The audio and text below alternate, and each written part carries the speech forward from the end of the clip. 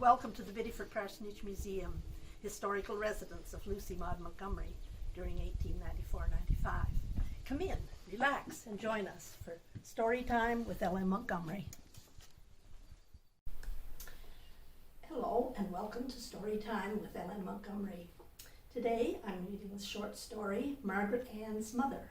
It was written in September 1897 and published in Springfield Sunday Republican on August the 28th, 1898.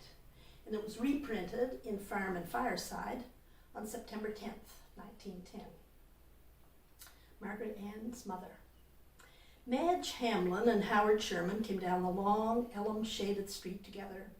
It was a holiday, and they had been celebrating it by a stroll in the park and a look at the bicycle races. Miss Hamlin was the sub-editor of the Ladies' Banner and was as clever and charming as she was handsome. Howard Sherman was clever too, if he was not handsome. He was the junior member of a law firm and was well known to be on the way to fame and fortune. Consequently, he was much sought after by mammas with eligible daughters. At present, he and Miss Hamlin were excellent friends. Their fellow boarders at Mrs. DeHaven's would have unanimously declared that they would soon be something more. The other boarders were loitering about the porch of Hillside Hall as Miss Hamlin and her escort turned in at the gate. There was Ned Mitchell, the government clerk, whom everybody liked, and Fred Owen, whom nobody liked. Then there was Mrs. Austen, the pretty plaintive widow who had thorns beneath her roses and who didn't like Miss Hamlin. And lastly, there was foolish, frivolous Nellie Sterling, who was not too foolish to be spiteful or too frivolous to be malicious, and who cordially envied Miss Hamlin. Miss Hamlin paused in the porch.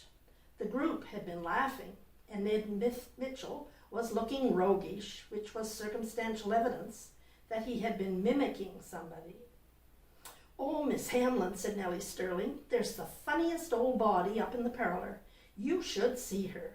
I'm morally certain her bonnet came out of the ark, and she had a huge carpet bag beside her and was eating peppermints.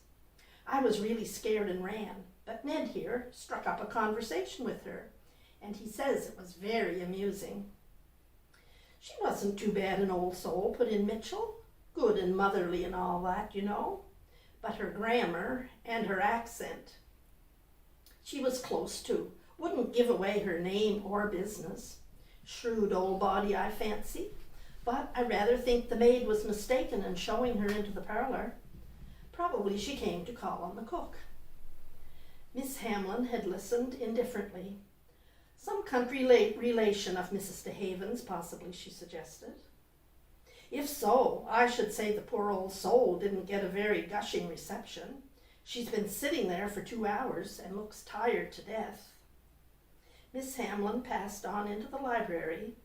Mrs. DeHaven met her, looking rather flurried. "Miss Hamlin," she said hesitatingly, "your mother is here. She came after you went out and said she would wait. She's up in my parlor. I asked her to take off her things, but she said she had rather not until you came." Miss Hamlin had turned crimson and then pale, but she simply said, "Thank you, Mrs. DeHaven," and went swiftly upstairs. But not to the parlor. Instead, she fled up a second flight to her own room, shut the door, and sat down on her bed. In the mirror before her, she saw herself reflected, handsome, graceful, and well-gowned. And she saw plainly enough also the figure in the parlor below, short and dumpy and bent, in the old scant, ill-fitting alpaca dress, the faded shawl and ancient bonnet, with bony hands and wrinkled face, her mother. How Mrs. Austen and Miss Sterling would sneer! How Fred Owen would stare with unconcealed and supercilious disgust! And Howard Sherman, the fastidious and critical, what would he think of her mother? Well, he would not forget that he was a gentleman. He would not act as the others would, but he would quietly cease his attentions to her and look elsewhere for a mother-in-law. "Oh, if only Mother had not taken it into her head to come here," said Miss Hamlin impatiently. She never did before. How can I face them down there, after all that they've said about her, too? She got up with a determined face. I won't do it, she said aloud. It would be absurd to spoil everything like that. I'll just have to go down and put the whole case frankly before Mother. She'll see how things are, and she'll be quite willing to go away quietly to some nice boarding house for the night. I can go to see her there, and nobody need know anything about it except Mrs. DeHaven. She took a step to the door and then paused. What was it she was going to do? Was she actually ashamed of the dear old mother to whom she owed so much? She turned again and went over to the window. Pushing aside the lace draperies, she looked out on the maple boughs and over them down the vista of misty blue streets. She had not always been Miss Hamlin, B.A., sub-editor of the Ladies' Banner. It was not so very long ago as years go, since she had been a little girl in print dresses and sunbonnets, living with her widowed mother out among the country hills in the little brown house hidden by apple trees. They had been poor, and life was a hard struggle for her mother, who managed the little farm and strove to shield her daughter from the hardships that she had known herself. But they had been very happy there. Then, when she had grown into a big girl, clever and ambitious, she had gone away to school and after that to college. The little brown mother had worked and pinched and planned at home, denying herself all the luxuries and even comforts, so that her daughter might go daintily gowned among her comrades and have all the advantages possible. Madge Hamlin had not been ungrateful, nor was she idle. In vacation, she taught school, and while at college earned some money by her pen, in addition to the scholarships she had taken. But withal, her education had cost a great effort. The burden of it had fallen on her mother, who bore it cheerfully, and felt more than repaid when her daughter led her class and came home with her bachelor degree. When Miss Hamlin got her position on the staff of the Banner, she did not forget her mother. She wanted her to come and live with her in town, but Mrs. Hamlin said she would not be contented there and preferred to keep to her farm. Every summer, Madge went home to spend her vacation in the old village among the friends of her girlhood. She still had a friendly interest in them all, and none of them ever found her stuck up or grudged her success. They all liked her, and their provincial ways and speech did not jar on her then. If Mother had spent on herself all that she spent on me, said the girl, she wouldn't be so queer and odd-looking now, and I wouldn't be what I am now. I ought to be proud of her, and I am. She is the best and dearest mother ever a girl had. I wonder if those people down there would do 1/3 as much for me as my mother has done. She went down to the parlor contritely. At the door she paused unseen, looking at the shabby, dusty little body, sitting forlornly at the farther end and so oddly out of place in the fashionable apartment. Then she saw her mother's face, woefully tired and wan, with thin wisps of gray hair straggling over it. She ran forward. "Mother, dear!" "Oh, Margaret Ann," the old woman rose eagerly. Her face brightened at the girl's warm greeting. "So you're glad to see me, Margaret Ann?" "Oh, yes, Mother. I'm so sorry I was out. Why didn't you let me know you were coming?" "I didn't know myself till this morning. I'd been kinder hankering to see you ever so long. I hain't been awful well lately, and I missed you awful. I just felt as if I must come up and see you." "That is right. How tired you are, and dusty. Why didn't you ask Mrs. DeHaven to take you right to my room and rest yourself?" The old woman hesitated. "Well, Margaret Ann, I didn't know, some way. I kinder felt lost here. I didn't expect such a stylish place. The folks all seem so tony, and everything so dreadful high class. It just come over me that you mightn't want a queer, awkward old body like me coming in among your fine friends. So I thought I'd just wait here and see what you said, and if you thought I'd better go somewhere else and not disgrace you."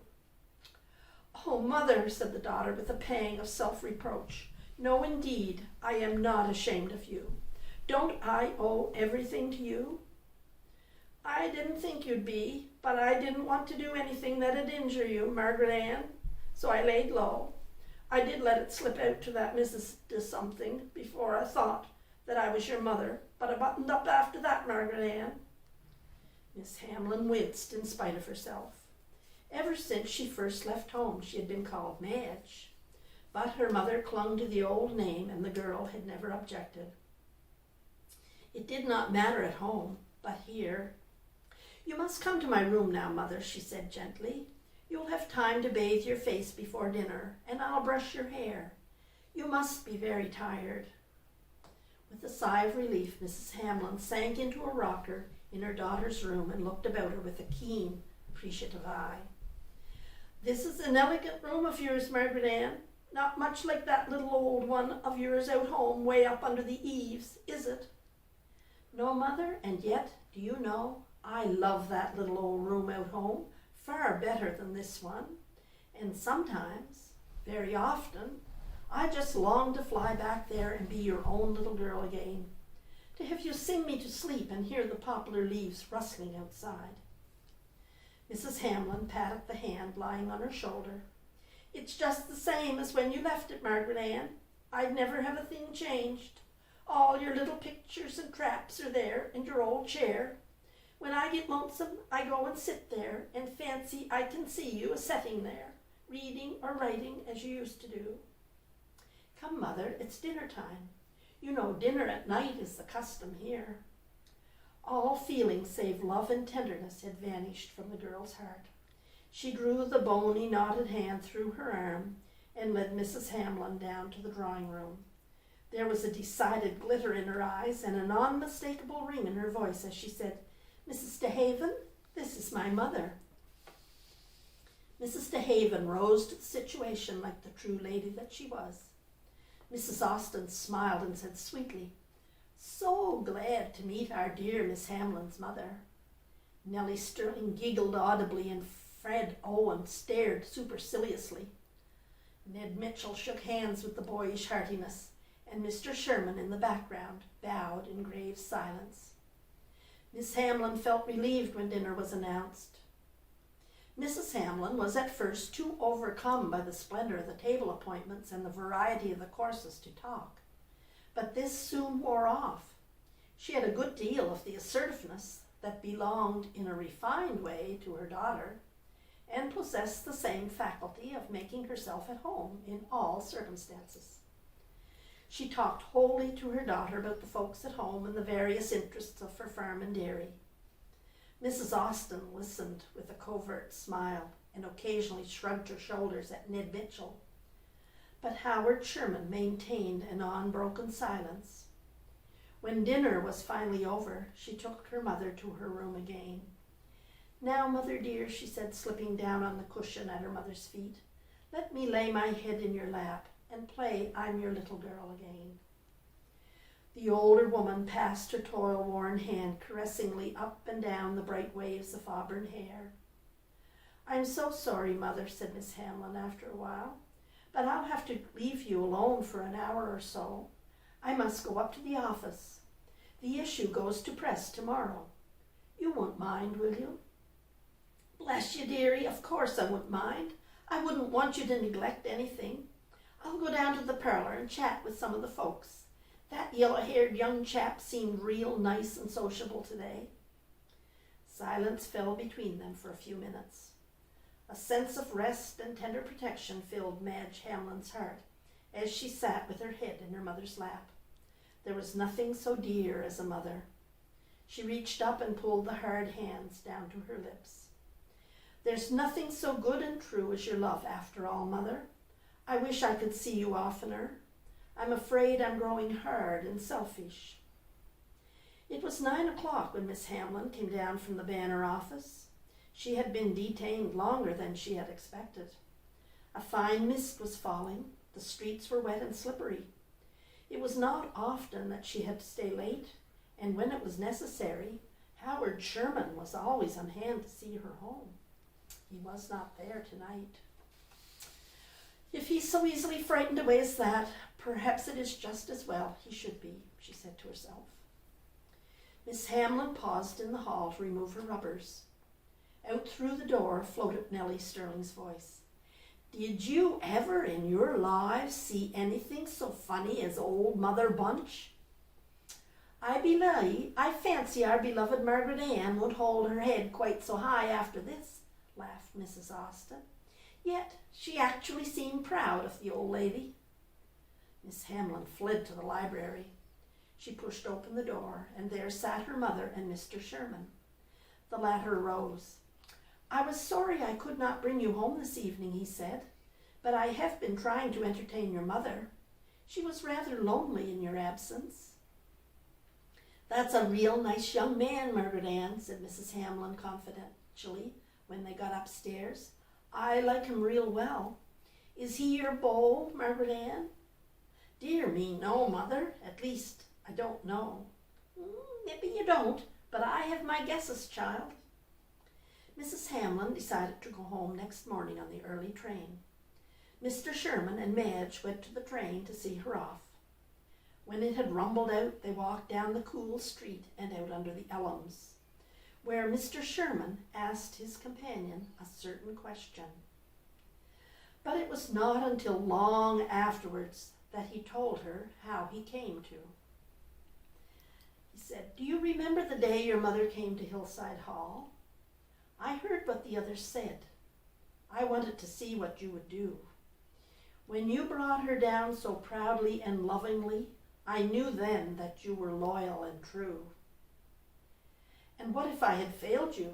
Asked his wife. Then, I'm afraid I should never have asked that question under the elms. Margaret Ann's Mother, published in 1898 and again in 1910. We hope you've enjoyed this series of readings, and we hope you'll join us for the next few. Okay, bye for now.